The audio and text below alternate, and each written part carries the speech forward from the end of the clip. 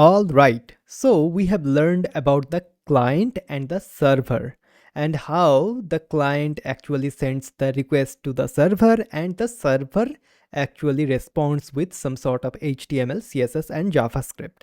And the browser basically renders the HTML, CSS and JavaScript, and it basically renders the web page. Okay, so now let's learn about these three things in a little bit more detail.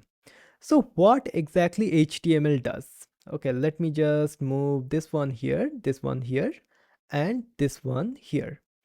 So let me just have an arrow. So for the HTML, basically, HTML is the structure of the web page.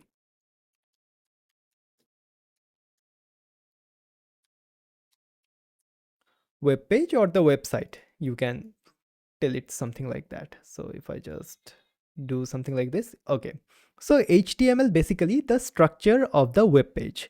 For example, you can see a heading, you can see a button, and so on. You can see a form. For example, you might have filled up some sort of a login or the registration form inside of a website.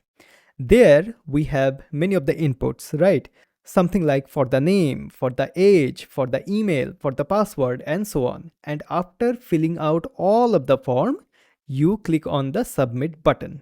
Okay, so all of this structure is basically created by the HTML. Then we have the CSS. What exactly CSS does? It is basically used to style the web page.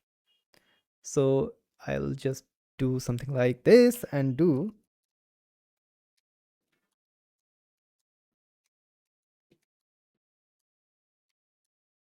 Okay, so if I just do something like this, and if I move this one here, yep. So let's go here. Okay, so CSS is used to style the elements inside of the web page. For example, here are some of the buttons, some of the things here. So how all of the elements are looking is determined by the CSS.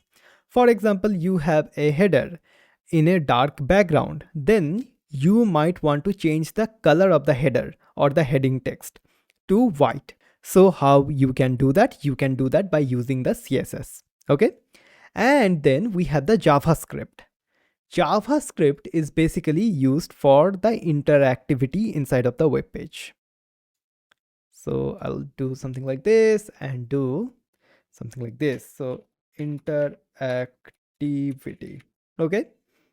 For example, you might have clicked into a button and that button opens up a pop-up or something like that. So that particular thing, like you click on the button and the pop-up opened, that is controlled by JavaScript. So here is another example where JavaScript is being used.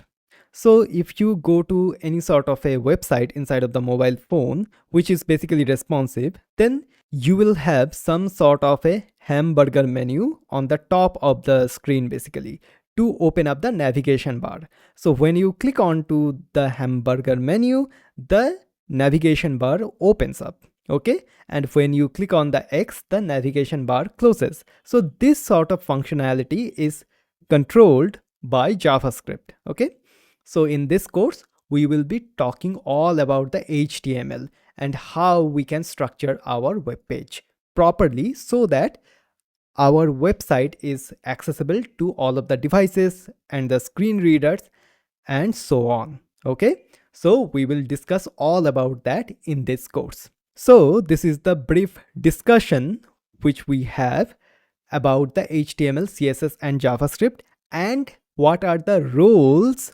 these three things plays inside of a website.